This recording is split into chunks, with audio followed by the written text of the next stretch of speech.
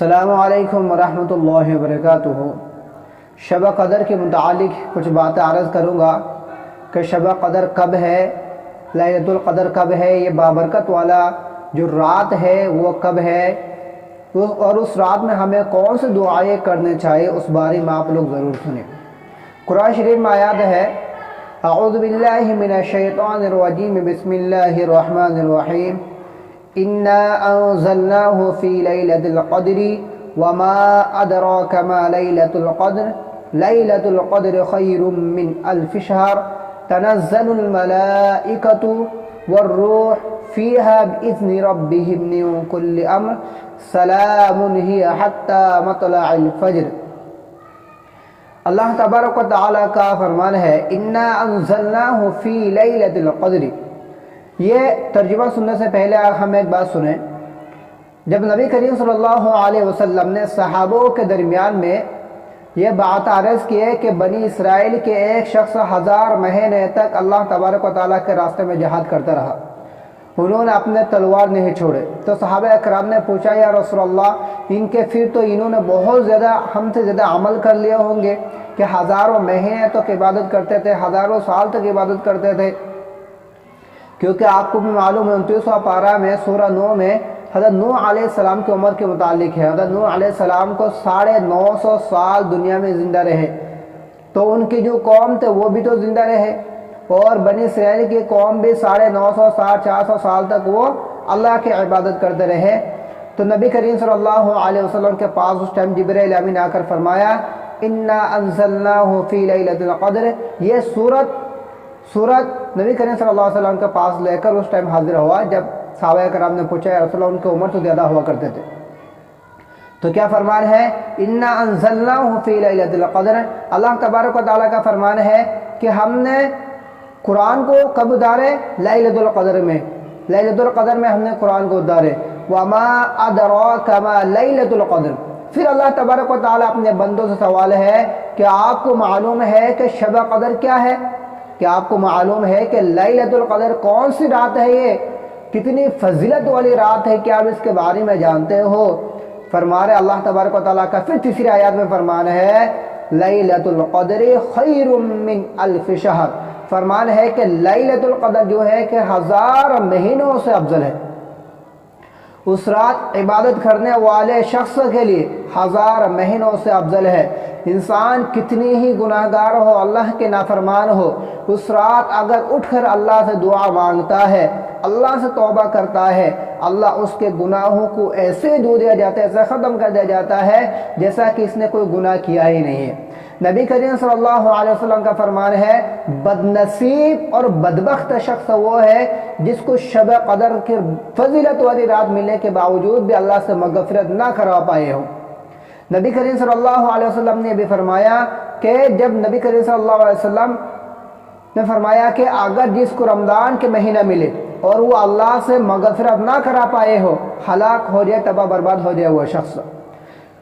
وہ بد نصیب شخص یہ ہوگا جس کو رمضان کے مہینہ ملے پھر بھی غافل رہے، پھر بھی دین سے غافل رہے، پھر بھی دین سے غافل رہے، قرآن سے دور رہے، پھر بھی نبی کریم صلی اللہ علیہ وسلم کی باتوں کی طرف توجہ نہیں دیا، حدیث کی طرف، قرآن کی توجہ نہیں دیا، وہ شخص سب سے بڑا بد نصیب ہوگا۔ فرمایا کہ شب قدر کی رات لیلۃ القدر، لیلۃ القدر جو ہے 1000 مہینوں سے افضل ہے۔ اس رات ہمیں وہ دعائیں کرنا ہے جو جائز دعا ہے، اپنے بھائیوں کے لیے، اپنے رشتہ داروں کے لیے۔ اگر کسی کے اندر کینہ ہے دوسرے بھائیوں کے لیے تو اس کینہ کو اس رات ختم کر دے۔ اگر آپ کسی بھائی سے ناراض ہے، بات نہیں کرتے ہو، تو اس رات سے بات کرنا شروع کر دے، ورنہ ایسے راتوں میں بھی آپ کے گناہ معاف نہیں ہو سکتا۔ اگر آپس میں لڑنے والے شخص ہو، آپس میں جھگڑا کرنے والے ہو، آپس میں بول بلا بند کر کے رکھے ہو، تو اس رات اپنے بھائی سے ملاقات کرے، اپنے بھائیوں سے بات کرے، اور اپنے بھائی سے اگر تعلقات نہیں ہے تو تعلق اچھا بنانے کی کوشش کرے، ورنہ آپ کا دعا اس رات میں بھی، اتنا فضیلت والی رات میں بھی آپ کا دعا کبھی قبول نہیں ہو سکتا۔ اگر آپ شرابی ہیں، شراب پیتے ہیں، اس رات اللہ سے توبہ کریں۔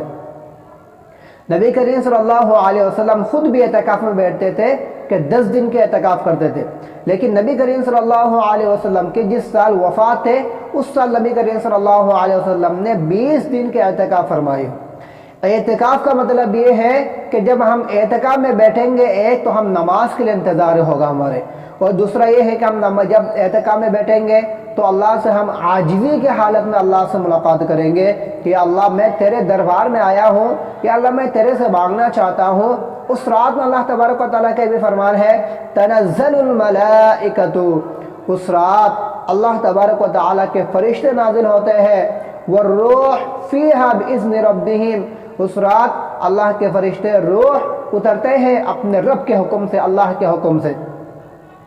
پوچھتے ہیں کہ بتاؤ تمہیں کیا چاہیے، تم کیا مانگنا چاہتے ہو۔ اتنی فضیلت والی رات میں بھی کچھ لوگ وہ ہوں گے جو اپنے گناہ میں مشغول ہوں گے، سوئے ہوئے ہوں گے، وہی گناہ جو 11 مہینوں سے کرتے ہوئے آ رہے ہیں اسی گناہ میں موجود ہوں گے۔ پھر بتاؤ ہمارے تقدیر کیسے بدلے گا، ہمیں سکون کہاں سے ملے گا، ہمیں اچھائی کہاں سے ملے گا، ہمیں بہتری زندگی کہاں سے ملے گا۔ میرے بھائی، جب تک ہم اللہ سے توبہ نہیں کریں گے، اللہ سے مانگیں گے نہیں، تب تک ہمیں کیسا ملے گا۔ فرمایا سلام ہی حتی مطلع الفجر، فرماتے ہیں کہ سلامتی ہے یہاں تک کہ فجر تک کے، طلوع آفتاب تک کے ان کے لیے سلامتی ہے۔ وہ رات، اس رات فرشتے نازل ہوتے ہیں اور اپنے بندوں کے لیے جو لوگ ہیں ان کے لیے سلامتی کی، رحمت کی دعائیں کرتے ہیں،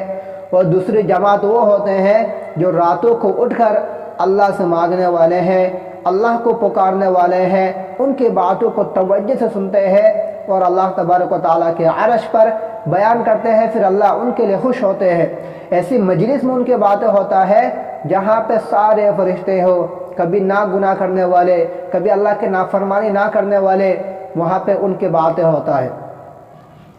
اللہ کے قریب ہونے کے لیے انسان کو پیسہ والا ہونا ضروری نہیں ہے۔ انسان دنیا میں عزت دار ہو نہ ہو، کسی بھی طرح ہو، لیکن اگر اللہ سے سچے دل سے عبادت کرتے ہو، صحیح دل سے توبہ کرتے ہو، تو انشاءاللہ میں پکا یقینی کے ساتھ کہتا ہوں کوئی انسان اگر اللہ سے سچے دل سے توبہ کرتا ہے، اس کو نماز پڑھنے کا بھی دل کرے گا، ذکر کرنے کا بھی دل کرے گا،